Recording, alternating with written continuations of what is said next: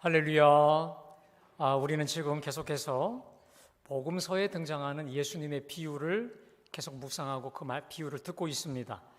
오늘 제가 봉독한 이 말씀은 일명 혼인잔치의 비유입니다. 오늘 본문의 내용의 줄거리는 대략 이렇습니다. 오늘 2절에 보니까 천국은 마치 자기 아들을 위하여 혼인잔치를 베푼 어떤 임금과 같으니 라고 하시면서 우리 주님이 지금 천국, 하나님 나라에 대한 비유를 말씀하시고 있는데, 천국은 어떤 곳이냐? 혼인잔치다. 잔치집이라는 거예요. 잔치. 특별히 자기 아들을 위하여 혼인잔치를 베푼 혼인잔치라고 하는 것입니다. 여러분, 일반 잔치도 아닌 임금이 자기 아들을 위해 베푼 혼인잔치라고 하면, 일반 잔치도 참 성대하고 좋은데 최고 권력자가 왕자를 위해 베푸는 혼인잔치, 최고의 잔치 아니었겠습니까? 예수님 당시에 1세기에는 왕이 잔치를 베풀고 사람들을 초청할 때가 있습니다. 그 이유가 뭐냐면 그들의 충성심을 확인하기 위해서나 혹은 국가적으로 중요한 일을 축하하기 위해서 이걸 좀 종종 베푼다고 하는 겁니다. 특별히 왕자의 혼인잔치 아니겠습니까? 그러면 왕자는 차기 왕이기 때문에 초청받은 대부분의 사람들은 차기 왕에게 충성심을 보여야 자기의 미래와 안전이 보장이 되기 때문에 반드시 100% 참여하는 게 기본 관료였다라고 합니다. 게다가 여러분 생각해 보세요. 왕이 왕의 아들을 위해 베푸는 최고의 잔치라면 거기 아무나 갈 수 있을까요? 평범한 사람이 갈 수 있을까요? 아니죠. 소위 우리 보통 말로 급이 되는 사람이 가는 거죠. 그래서 그 나라의 최고 고위 관직자들, 요직을 차지하고 있는 요직 중에 상요직자들만 골라서 가지 않았겠습니까? 그리고 이런 그 당시에 그 혼례 초청의 관습에 의하면 손님 초청을 보통 2번 한다고 합니다. 첫 번째는 종을 통해 구두로 혹은 초청장 서신으로 보내서 모월 모시 어디서 초청이 열어집니다. 이렇게 구두로 하고 서면으로 하고 그 다음에 실제로 잔치를 베풀어요. 음식과 모든 걸 다 준비하고 이렇게 정중하게 종을 보내서 모셔온다는 거죠. 이렇게 2번씩이나 종을 초청해서 손님들을 모셔오는 것은 고대 근동에서 상류 사회 일반적 예의였다고 하는 것이죠. 자, 그래서 당시의 관습대로 임금이 자기 아들을 위한 잔치를 베풀었고 3절에 보니까 그 종들을 보내어 그 청한 사람을 혼인잔치에 오라 하였더니 오기를 싫어하거늘. 자, 여기서 청한 사람을 혼인잔치에 오라 하였다. 이 말이 뭘까요? 첫 번째로 이미 초청을 받은 사람이죠. 그러니까 처음에 아마 서신이나 아마 구두로 오십시오라고 했을 때 오겠다라고 했던 사람이에요. 그러는데 지금 혼인잔치가 막상 열려졌어요. 음식도 모든 걸 다 준비했는데 오기를 싫어하는 거예요. 자, 이에 임금이 4절에 보니까 다시 다른 종들을 보내어 말합니다. 내가 오찬을 준비하되 나의 소와 살진 짐승을 잡고 모든 것을 갖추었으니 혼인잔치에 오소서라고 또 정중하게 또 초청을 하는 거죠. 자, 이때 그들의 반응을 보십시오. 5절과 6절입니다. 그들이 돌아보지도 않고 한 사람은 자기 밭으로 한 사람은 자기 사업하러 가고 그 남은 자들은 종들을 잡아 모욕하고 주인이. 여러분, 처음에 한번 생각해 보세요. 왕이 초청을 할 때 VIP 명단을 엄선해서 추렸겠죠. 이번에 우리 아들을 위한 혼인잔치에 가장 중요한 요직 중에 VIP들을 작성을 했을 겁니다. 그리고 보냈겠죠. 그들이 맨 처음에 오겠다라고 했기 때문에 그런 줄을 알고 또 이번에 보냈더니 갑자기 돌변했어요. 그 당시에는 여러분 이런 겁니다. 지금 상황을 음식을 성대하게 준비한 겁니다. 그리고 왕의 자리에 오기 위해서 어떤 숙박시설이라든지 혹은 편의시설까지 그 거리가 가깝지 않을 수 있기 때문에 그 음식만이 아니고 그 부대시설, 편의 숙박, 그 외 준비할 것이 한두 가지가 아닌 많은 겁니다. 자, 이렇게 밥상 다 차려놓고 모든 걸 준비해서 이제 오라 했는데 오늘 5절 말씀대로 그들이 돌아보지도 않고 종을 보냈는데 돌아보지도 않아요. 철저한 무시죠. 가겠다고 약속을 해놓고도 이거 지금 오히려 무시하는 거예요. 마음속으로 왕을 철저히 업신여기는 거죠.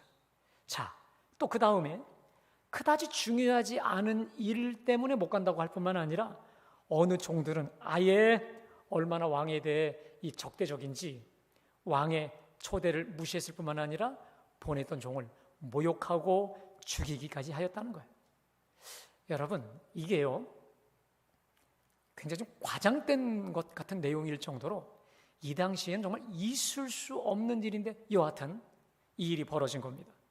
자, 이때 임금이 어떻게 했을까요? 7절에 보니까 임금이 노하여 군대를 보내요. 그 살인한 자들을 진멸하고 그 동네를 불살라버리죠. 하지만 왕이 여기서 그치지 않고요. 오늘 계속해서 보니까 혼인잔치는 준비되었으나 청한 사람들은 합당치 아니하니 내거리 길에 가서 만나는 사람마다 다 데려와라. 그냥 밖에 나가서 신분, 지위, 고하를 막론하고 다 데려오라는 거예요. 그래서 악한 사람, 선한 사람 다 모아서 결국 혼인잔치를 가득 채웠습니다. 자, 이게 바로 오늘 봉독한 혼인잔치 일부입니다. 자, 이거로 끝나는 게 이제 누가복음 14장에는 여기서 끝납니다. 근데 오늘 마태복음에서 보면요, 여기서 끝나지 않습니다. 얼마 만에 시간이 지났는지는 모르겠지만 임금이 갑자기 들어왔어요. 그리고 다 둘러봐요. 제가 좀 여러분들 쭉 돌아보듯이 저하고 좀 눈 좀 맞으셔 주십시오, 여러분. 네? 쭉 이렇게 돌아보는 거예요. 누가 왔나 돌아보는 거예요. 근데 누가 눈에 띄었느냐? 예복을 입지 않고 들어온 자가 눈에 띈 거예요. 자, 왕이 부드럽게 묻습니다. 친구요, 어찌하여 예복을 입지 않고 여기 들어왔느냐? 그러자 이 사람이 아무 말을 못해요. 그 순간 부드럽게 친구요 했던 왕이 여봐라, 이놈을 당장 손발을 묶고 저 바깥 어두운 데 내쫓으라 하는 거예요. 그랬더니 슬피 울며 이를 갈게 되었다. 이게 오늘 내용입니다. 오늘 이 비유의 내용을 읽으시면서 어떤 느낌이 드시나요? 내용상으로는 단순해 보이는 내용인데 역시 해석이 쉽지 아니한 예수님의 비유입니다. 자, 그래서 이 비유의 정확한 해석이 필요할 것 같습니다. 자, 그래서 한번 비유를 좀 해석해 보겠습니다. 좀 PPT를 띄워주실까요? 자, 먼저 임금은 우리 하나님 아버지죠. 아들은 예수님일 겁니다. 종들 복음 전도자들일 겁니다. 자, 그리고 혼인잔치는 하나님 나라를 상징하기도 하고요. 혹은 미래적인 메시아 어린 양의 혼인잔치, 미래적인 혹은 현재 교회를 상징하기도 합니다. 처음 초대된 자들은 바리새인과 서기관들과 같은 유대 종교 지도자들이죠. 나중에 초대된 자들이 누굴까요? 세리, 창기 같은 죄인들, 그리고 이방인들이죠. 자, 그래서 오늘 이 혼인잔치 비유의 의미는 이렇게 풀이가 될 수 있을 것 같습니다. 예수님이 이 땅에 오셔서 때가 찼고 하나님 나라가 가까웠으니 회개하고 복음을 믿으라 하면서 복음을 전하며 초청을 하죠. 하나님 나라로 초청할 때 여러분, 그 1차 초청자가 누굽니까? 유대인들입니다. 특별히 바리새인들, 율법학자 같은 유대 고위 사람들이었는데 그들이 일제히 거부합니다. 그 이유가 있습니다. 본인들 스스로 거룩하다, 경건하다고 자부하고 있는 거예요. 그러면서 갖가지 핑계를 내고 초청을 거부합니다. 그러자 그 초청이 누구에게로 옮겨갑니까? 죄인들, 세리, 또 정말 낮은 자들, 가난한 자들, 그리고 그 복음이 흘러 누구에게까지? 우리까지. 여러분, 유대인들이 볼 때 우리는 개만도 못한 이방인들입니다. 근데 그들이 복음을 거부하는 그 순간 그 복음이, 그 하나님 나라의 복음이 우리에게까지 오게 된 것이죠. 그러니까 오늘 이 비유의 전반부, 이 전반부는요, 먼저 초청을 받은 유대인들 가운데서 이 천국의 황홀한 잔치, 하나님 나라의 풍성한 잔치를 거부함으로 그 하나님 나라 잔치가 이방 나라, 우리 같은 또 세리와 죄인들에게 넘어갔다. 그래서 오늘 우리가 그 은혜를 덧입어 오늘 이 시간 예배하게 되는 거 아니겠습니까? 여러분, 여기서 우리가 중요한 교훈을 좀 얻겠습니다. 제가 오늘 두 가지를 좀 말씀드리려고 하는데, 첫 번째, 한번 따라 할까요? 천국은 잔치다. 잔치다. 여러분, 천국은 잔치, 특별히 혼인잔치입니다. 그것도 일반 잔치가 아니라 왕이 자기 아들을 위해 배설한 최고의 잔치. 여러분, 우리가요, 예나 지금이나 잔치집에 가면 어떻습니까? 좋아요. 왜? 일단 평소에 먹어보지 못한 음식이 있잖아요. 제가 저번에 말씀드렸죠. 제가 어릴 때 우리 할머니 외갓집에 가면요, 우리 엄마가 바리바리 다 써와요. 우리 자식들이 많으니까 하여튼 다 써와. 그러면 한 며칠이고 몇 날이고 하여튼 배부르게 먹은 적이 있었었는데, 여러분, 그래서 이 잔치집, 특별히 혼인집에서는요, 좀 실수가 용인이 돼도 괜찮아요. 제가 아는 어느 목사님이 그때 설교 듣다가 고백을 하시더라고요. 이름만 대도 알 수 있는 목사님인데, 이분이 신랑 신부 얘기하다가 신랑은 제대로 신부 딴 사람 얘기를 한 거예요. 자, 신부 누구 양? 근데 그 양이 아니야. 그 양이 아니에요. 이거 얼마나 큰 실수예요. 나중에 이거 사모님이 알려줘갖고 난리가 난 건데, 근데 여러분, 결혼식장에 넘어갈 수 있어요. 왜? 기쁨의 현장이니까. 그러나 장례식 때 이름 바꿨다면 큰일 납니다.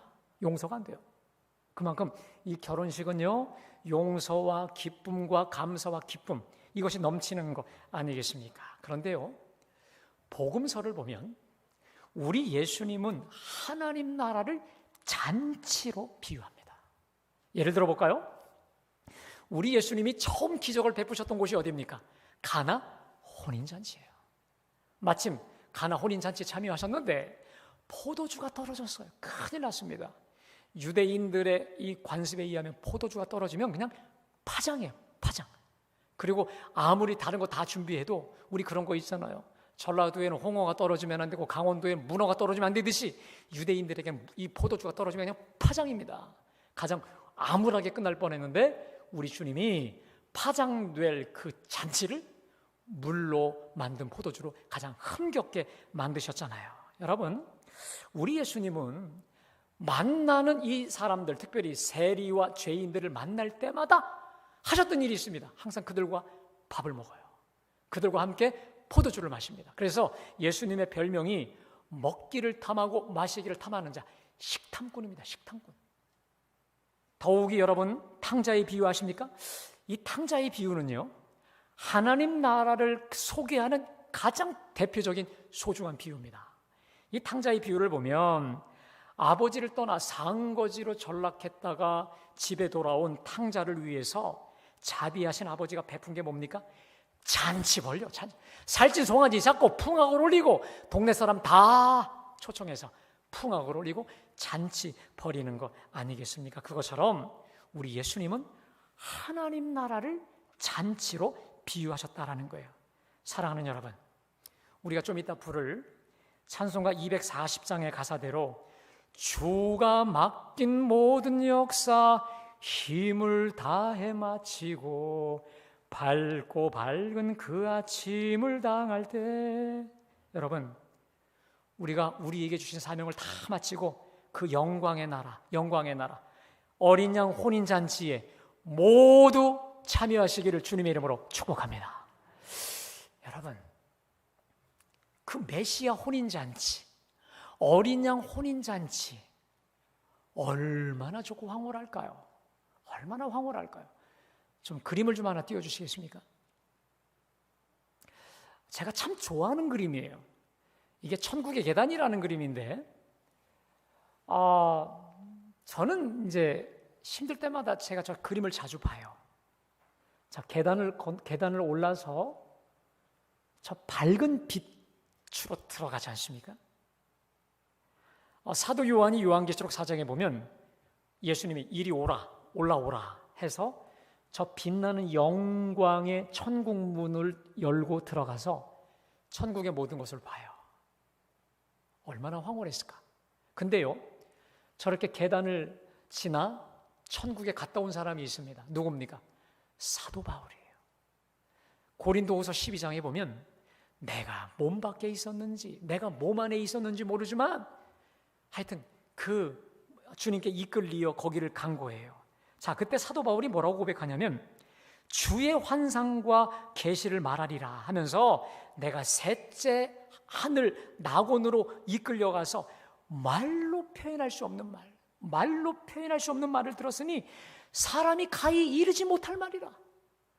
말로 표현할 수 없는, 가히 이르지 못할, 말할 수 없는, 그러니까 말로 표현이 안 되는. 여러분, 그 토마스 아퀴나스라는 사람이 있습니다. 이분이 중세의 신학을 집대성한 사람인데 신학대전이라는 책을 씁니다.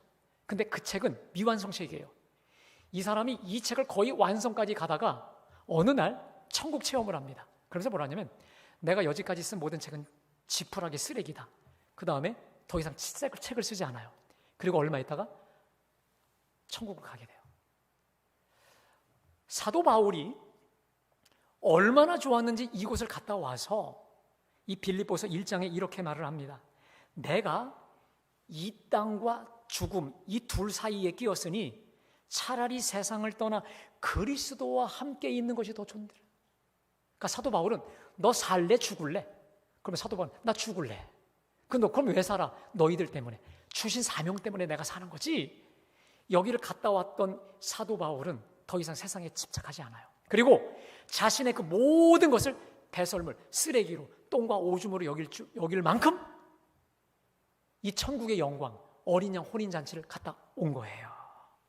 여러분, 사실 이 땅에서 누리는 하나님 나라 현세 천국 은혜, 기쁨, 그 은혜 받은 그 기쁨은요, 사실 우리가 그날 천국 잔치에서 누릴 그림자입니다. 맛배기예요. 여러분, 우리 유튜브에 보면 어느 영화의 맛배기 영상 한 1, 2분 보여주잖아요. 본편에 대한 맛배기인 것처럼 어린 양 혼인잔치에 대한 맛배기라는 거예요. 그래서 우리가 이렇게 드려지는 예배, 기도와 말씀, 성만찬, 성도 간의 사랑과 교제를 통해 이 어린 양 혼인잔치 그날의 그 기쁨을 미리 맛보게 되는 줄로 믿습니다. 여러분, 진짜는 뭐냐? 그날입니다. 그날. 우리 주님 재림에 오시는 그날 완벽한 하나님 나라 맛보게 될 줄로 믿습니다. 저는요, 오늘 예배하는 제 궁극적 기도가 이겁니다. 저의 궁극적 기도는 여러분들을 하늘길로, 천국으로 인도하는 사명 아니겠습니까? 오늘 예배하는 여러분 100% 그날 어린 양 혼인잔치에서 모두 기쁨으로 만나 그보다 더할 수 없는 기쁨과 흥겨움에 빠지는 우리 모두가 되시기를 주님의 이름으로 축복합니다. 혹시 우리 교회 연로하신 권사님들 중에 아이고 내가 몸도 불편하고 아파 죽겠는데 빨리 가야지 가고 싶어 하시는 분들께 말씀드립니다. 아무리 천국이 좋다고 하지만 너무 빨리 가려고 하지 마시고 이 땅에 주신 사명이 있으니 조금 천천히 주신 사명 다 감당하고 가실 수 있기를 주님의 이름으로 축복합니다. 여러분, 이 어린 양 예수님의 혼인잔치, 이 축복이, 특권이 누구에게 먼저 주어졌다고요? 유대인들, 바리새인들. 그러나 그들이 돌아보지도 않고 거부하고 무시하는 바람에 더 나아가 예수님을 잡아 모욕하고 십자가에 달려 죽이면서까지 하였기 때문에 그 복음의 은혜, 황홀한 천국잔치가 오늘 예배하는 저와 여러분에게 넘어온 줄로 믿습니다. 이건 정말 할렐루야예요. 얼마나 감사한 것이겠습니까? 자, 그런데 여러분, 오늘 말씀의 2부입니다. 그런데 그것으로 끝났으면 참 좋겠는데 갑자기 이 임금이 혼인잔치에 딱 들어와서는 손님들을 둘러봐요. 그리고는 예복을 입지 않은 사람을 친구요 어찌하여 예복을 입지 아니하였느냐 했다가 아무 말이 없으니까 여봐라 이놈을 당장 내쫓아라 했다는 거예요. 이건 또 뭡니까? 제가요 이번에 말씀을 준비하다 솔직히 말씀드릴게요. 이건 또 뭐야 이거. 언제는 오라 해놓고 와 누구나 다 와 이렇게 해놓고 아니 여러분 솔직하게 와준 것만도 고마운 거 아니에요? 빈자리 어차피 그거 다 썩을 음식 내가 차리해서 음식 먹어준 거 그것만 더 잘한 거 아닙니까? 저만 좀 그랬나 봐요. 저는 사실 그랬단 말이에요. 근데 여러분, 이 의문을 풀기 위해서 고대 근동의 관습을 알면 싹 풀려요. 제가 이걸 아는 순간 이거였구나 알게 됐습니다. 여러분, 이런 겁니다. 당시에 왕이 고위 관직자 혹은 비천한 사람이라도 공로가 있는 사람을 왕의 잔치에 참여할 때는요, 잔치에 들어가기 전에 예복을 입어야 돼요. 근데 그 예복은 왕이 준비한 예복이에요. 왕이 디자인해서 지금 제가 입고 있는 예복처럼 꼭 왕이 주어가 되어서 만든 디자인한 예복이라고 하는 것이죠.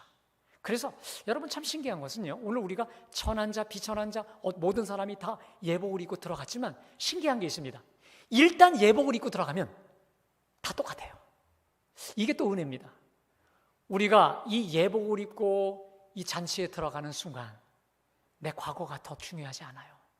내가 어떤 사람이었는지 그게 그렇게 중요하지 않아요.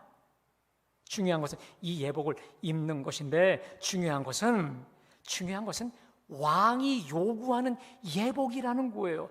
왕이 준비한, 예비한 예복이라는 거예요. 그런데 이 사람은요, 한번 상상해 보겠습니다. 문지기가 이 사람이 이제 옷을 입으셔야 돼. 괜찮아 할 때 어떻게 했을까요? 자기 옷을 고집했겠죠. 괜찮다고, 난 이 옷만으로 충분하다고, 됐다고 자기 생각과 자기 주장으로 가득했을 겁니다. 자, 그리고 나서 이제 왕이 오기 전에 같이 이제 잔치 자리를 이제 준비하고 있습니다. 자, 그때 수많은 사람들이 다 똑같은 예복을 입고 있는데 이 사람만 튀니까, 야, 너 당장 갈아입어, 됐어, 괜찮아, 이 정도로 충분해 라고 고집을 피웠을 거 상상이 가지 않겠습니까? 그런 상황이죠. 보세요.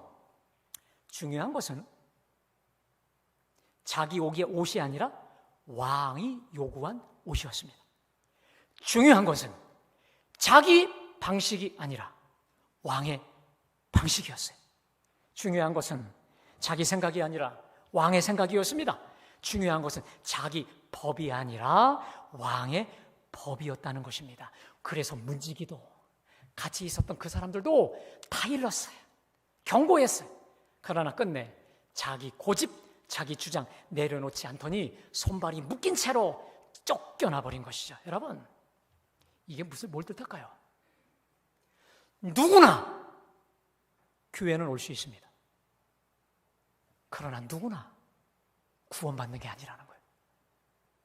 우리 주님이 수고하고 무거운 짐진 자라 다 내게로 오라, 내가 너희를 쉬게 하리라, 우리를 다 초청하셨죠. 불러주셨습니다.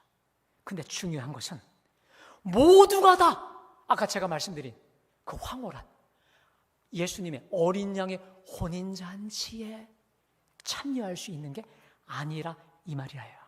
자, 그렇다면 과연 누가 저 어린 양 혼인잔치에 참여할 수 있을까? 간단합니다. 따라합시다. 왕이 준비한 예복. 그렇죠. 왕이 요구하는 예복이에요. 왕이 디자인한 예복. 네 예복 말고, 네 거 말고 왕이 원하는 거, 왕이 원하는 거. 그렇다면 구체적으로 왕의 예복이라는 건 무엇이고 왕의 예복을 입는다는 게 뭘까? 여러분, 두 가지입니다. 잘 기억하십시오. 첫 번째로 왕의 예복을 입는다는 것은 어린 양 예수 십자가의 보혈로 덧입는 것인 줄로 믿습니다. 여러분, 우리 성부 하나님께서 이것이야말로 내가 원하는 하나님의 의라라고 하면서 이거 입어야 돼, 이거 입어야 구원받는다고 했던 그게 뭡니까? 보혈이에요. 십자가 보혈 아니겠습니까? 아멘? 그렇게 죄악으로 가득 차고 그렇게 허물과 과거가 복잡한 우리라 할지라도 우리 주님의 보혈의 의복으로, 보혈 예복으로 우리가 씻고 회개하고 자복하고 통회한다면 주님은 더 이상 우리 과거 묻지 않아요. 우리는 나의 의, 나의 선행이 아닌 하나님의 의를 덧입어 하나님 나라 가는데, 하나님 의의 절정이 뭡니까? 십자가, 주님의 보혈인 줄로 믿습니다. 자, 그래서 히브리서 10장 19절 우리 다 함께 봉독합니다. 시작. 우리가 예수의 피를 힘입어 성소에 들어갈, 여러분, 우리가 예수의 피를 힘입어 성소, 하나님의 그 거룩한 그곳, 천국, 하나님 나라 간다는 거 아니겠습니까? 저는요, 이 찬송 중에, 특별히 보혈 찬송 중에 나의 의는 이것뿐 예수의 피밖에 없네. 여러분, 우리가 아무리 과거가 복잡할 수 있었어도, 또 내가 살면서 아무리 죄와 허물과 범죄 가운데 살았어도, 우리가 주님 앞에 갈 때 내 선행, 내 자랑 이거 가지고 가는 게 아닙니다. 우리의 의, 하나님의 의, 주님의 피, 예수의 피밖에 없는 줄로 믿습니다. 우리 모두는요, 예수의 피 가지고 우리 죄를 자복하며 하나님께 나아가는 줄로 믿습니다. 여러분, 만일 우리 죄를 자백하고 이 피 가지고 교회에 오시지 않았다면 우린 담치기. 제대로 된 구원의 문을 들어온 게 아니라 담치기, 월담한 겁니다. 그런 사람들은 쫓겨나야 다시. 제대로 된 문이 뭡니까? 주님의 보혈의 문, 십자가의 통로인 줄로 믿습니다. 자, 두 번째로, 또 이 의복이 뭐냐? 예복을 입는다는 게 뭡니까? 왕의 예복을 입는다는 게 뭡니까? 여러분, 이것은 내가 원하는 방식이 아니죠. 누구 방식입니까? 왕의 방식이에요. 왕이 디자인한 겁니다. 왕이 요구하는 예복입니다. 뭘까요? 하나님의 말씀이에요. 하나님의 기뻐하신 뜻입니다. 이것을 내가 원한다라고 말씀하신 주님의 식이에요. 주님의 방식이에요. 제가요, 이번에 말씀을 준비하다가 섬뜩해졌어요. 정신이 섬뜩해서요. 무슨 말이냐면, 저의 지나온 길을 되돌아봤어요. 저는 목사니까, 설교자니까 많은 설교를 합니다. 근데 내가 정말 하나님의 말씀만을 내가 제대로 전했는가? 내가 정말 타협 없이 이게 하나님의 방식입니다, 이게 하나님의 식입니다라고 내가 정말 담대하게 그 말씀을 듣고 선포했는가? 제가요, 물론 저번에도 말씀드렸듯이 제가 가장 어려울 때가 언제냐면 말씀을 받을 때가 제일 어려워요. 나름대로는 하나님의 말씀과 방식을 받고 그 말씀대로 전하려고 하지만 그렇지 못할 때도 있었던 것을 고백하지 않을 수 있어요. 그래서 제가 오늘 이 말씀 앞에 결단한 게 있냐면, 하나님의 뜻과 말씀을 제대로 받고 제대로 전해야 되겠다. 가감 없이, 타협 없이, 두려움 없이. 여러분, 저를 위해 중보해 주십시오. 아멘. 내가 가감 없이, 타협 없이 담대하게 전할 수 있도록 기도해 주시고요. 그 다음에 여러분들이 하실 일이 있습니다. 하나님의 말씀이라고 선포된 이 말씀 앞에서 여러분 진지하셔야 돼요. 그리고 헌신하셔야 돼요. 만일 강단에서 하나님의 뜻이라고 하는 것이 선포됐음에도 불구하고 설교니까 자기나 잘하지 이런 식으로 딴 생각하고 흘려버리면 어떤 건 줄 아십니까? 자기 옷을 고집하는 사람이에요. 자기 예복을 내 거로 완벽하는 사람이에요. 그래서 여러분들이 말씀을 들으면서 한번 따라합시다. 주여 말씀하옵소서. 주의 종이 듣겠나이다. 지금 제가 선포되는 이 말씀이 내 입술체, 김영생 목사라고 하는 사람의 말이 아니라 전능하신 하나님께서 지금 저와 여러분에게 다이렉트로 주시는 말씀으로 믿고 듣고 순종해야 될 줄로 믿습니다. 정말입니다. 이러한 말씀에 대한 전적인 헌신과 충성, 이게 바로 왕의 예복이라는 거예요. 왕의 예복. 왕이 준비한 예복, 왕의 방식으로 짠 그 예복, 말씀이죠. 그리고 말씀에 대한 순종이고 헌신이죠. 여러분, 제가 여러분께 묻겠습니다. 여러분, 얼마나 말씀을 정말 가감없이 듣고 순종하십니까? 혹 여러분들 중에 하나 여쭤볼까요? 내가 말씀대로 살고 싶지만, 말씀대로 가감없이 순종하고 싶지만 걸림돌이 있으십니까? 말씀대로 내가 살고 싶지만 걸림돌이 있으세요? 제가 하나 예를 들게요. 성 어거스틴을 예를 드릴게요. 성 어거스틴이 이런 기도를 합니다. 주님, 지금 저에게 순결을 주옵소서. 하지만 지금은 마소서. 젊다 보니 더 누리고 싶은 거예요. 세상을 탐닉하고 싶은 거예요. 더 놀고 싶은 거예요. 순결케 하소서. 그러나 지금은 마소서. 그러다가 다시 또 회심을, 몇 번 회심을 합니다. 여러분, 근데요, 우리가 지금 젊다고, 내가 주님보다 그래도 세상이 좋다고, 하나님 나라보다 세상의 맛이 좋다고 하지만, 여러분, 우리 생명이 보장이 돼 있습니까? 야고보 4장 13절에 말씀하십니다. 너희 생명이 무엇이냐? 너희는 잠깐 보이다가 없어지는 안개니라. 우리가요, 여러분, 내일이 보장이 돼 있을 것 같습니까? 우리 이런 말 하죠. 내일 목사님 만나요. 우리 내일이 보장돼 있지 않은 사람이에요. 아니, 5분 뒤도 보장돼 있지 않아요. 그래서 지금 이 순간, 우리에게는 지금 이 순간뿐이 없는 거예요. 지금 이 순간 우리 하나님 말씀을 들을 때에, 말씀이 선포될 때 아멘으로 순종하고 그 말씀에 온통 집중하고 그 말씀에 헌신 충성하는 우리 모두가 되시길 주님의 이름으로 축복합니다. 여러분, 우리가 말씀대로 순종하지 못하게 만드는 우리만의 허물들이 있어요. 죄의 습관들이 있습니다. 여러분, 그거요, 오늘부로 여러분들이 한번 생각해 보세요. 그리고 처리하셔야 됩니다. 마태복음 5장 29절에 이런 말씀합니다. 만일 내 오른 눈이 너를 실족하게 하거든 빼어버리라. 내 백체 중 하나가 없어지고 온몸이 지옥불에 던지지 않는 것이 낫나니라. 만일 내 오른손이 너를 실족하거든 찍어내버리라. 내 백체 중 하나가 없어지고 온몸이 지옥에 던져지지 않는 것이 유익하니라. 여러분, 저를 비롯한 여러분 모두 속에 이것 때문에 온전히 말씀을 순종하지 못하고, 이것 때문에 내가 온전히 헌신하지 못하는 우리만의 그 죄와 허물들이 있습니다. 습관입니다. 습관들. 뭐가 떠오르십니까? 여러분, 그 습관 가지고 지옥 가실래요? 오늘 우리 주님의 말씀은 간단해요. 너 내 예복 안 입으면 지옥에 떨어진다는 거예요. 아무나 다 교회에 올 수는 있지만 누구나 다 구원받는 게 아니라는 거예요. 혼인잔치에 다 누구나 참여하지 않는다는 거예요. 여러분, 제가요, 이번에 예수님의 비유를 시리즈로 제가 강의하고 있지 않습니까? 제가 솔직히 연이어하는 이 강의, 이 비유 처음 강의해요. 그러니까 저도 1차 청중의 입장에서 이 말씀을 듣고 여러분들도 똑같이 저와 함께 말씀을 듣는 거예요.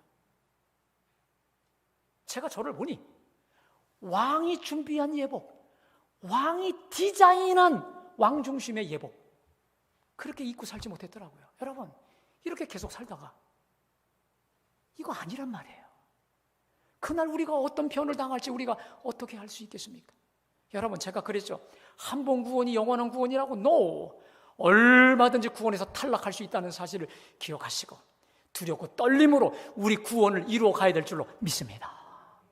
근데 너무도 다행인 것은 우리 주님이 이 예복, 보혈의 피를 계속 주셔서 죄 지으면 또 씻고 회개하고 또 순종하고 씻고 순종하고 씻고 순종하고 이것을 반복하게 하신 거 얼마나 큰 축복이십니까? 사랑하는 여러분, 여러분께 다시 묻습니다. 예수 보혈의 피로 구원 받으셨습니까? 거듭나셨습니까? 그 보혈의 예복으로 날마다 우리 죄를 씻고 계십니까? 더 나아가 우리 하나님의 그 말씀의 예복, 하나님의 법과 식이 그대로 담겨있는 법과 식으로 우리가 살아가 열매를 맺고 있으십니까?